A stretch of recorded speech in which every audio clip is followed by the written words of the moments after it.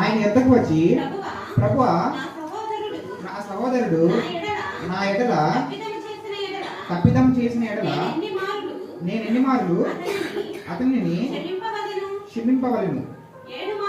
7 మార్లు మట్టుక అని అడిగాను. అందుకు యేసు అతనితో ఇట్లా నేను 7 మార్లు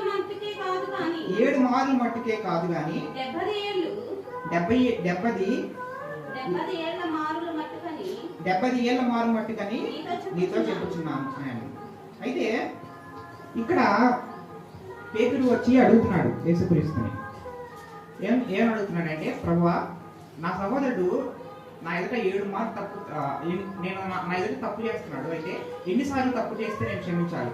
7 సార్లు చేస్తే నేను క్షమించవచ్చా అంటే 7 సార్లు కాదు కానీ 77 సార్లు అయినా కూడా నువ్వు క్షమించాల్సి వస్తుంది అంటున్నాడు. అంటే 77 అనేది ఒక సంఖ్య కాదు కానీ 77 అనేది దేనికి సూచన అంటే అతను ఇన్ఫినిట్ టైమ్స్ తప్పు చేసినా కూడా నువ్వు క్షమించాలి అనే దాన్ని దేవుడు చెప్తూ ఉన్నాడు.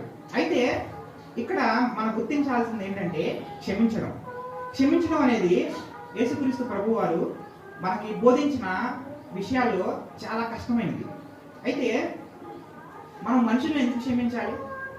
ఒక మనిషి మన అది తప్పు చేశాడు, తప్పు మనది కాదు, అయినా మనం మనిషిని ఎందుకు క్షమించాలి?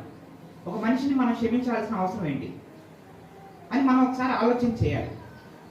అయితే మనం అన్యులం అయితే అలా ఆలోచించవచ్చు, కానీ మనం క్రీస్తు మార్గాన్ని ఎన్నుకున్న వాళ్ళం, క్రీస్తు మార్గాన్ని మనం పోలి జీవించవలసిన వాళ్ళం.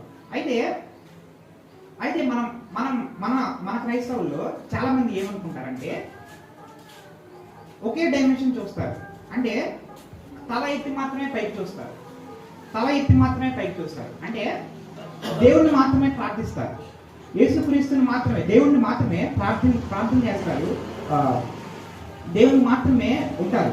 కానీ సైడ్ వైజ్ చూడరు. అంటే యేసుక్రీస్తు ప్రభువారిని ఒక 10 ఆజ్ఞలను సమ్మరైజ్ చేసి 2 ఆజ్ఞలు చెప్పమంటే ఆ రోజు యేసుక్రీస్తు ప్రభువారు చెప్పిన మాటలు 2. ఒకటి, you worship God with full your heart, mind and soul and love your neighbours as మిమ్మల్ని వరే మీ పొరుగువారిని ప్రేమించు అని చెప్పాడు. అంటే 2 చెప్తున్నాడు, 2 డైమెన్షన్స్. ఇక్కడ దేవుని వాక్యము 2 డైమెన్షన్స్ లో ఉంటుంది, ఒకే డైమెన్షన్ కాదు కానీ 2 డైమెన్షన్స్. సెకండ్ డైమెన్షన్ ఏంటంటే మన చుట్టూ ఉన్న పొరుగువారిని లేదా మన చుట్టూ ఉన్న మానవుల్ని, వాళ్ళతో రిలేషన్షిప్ కరెక్ట్గా ఉండాలి. అయితే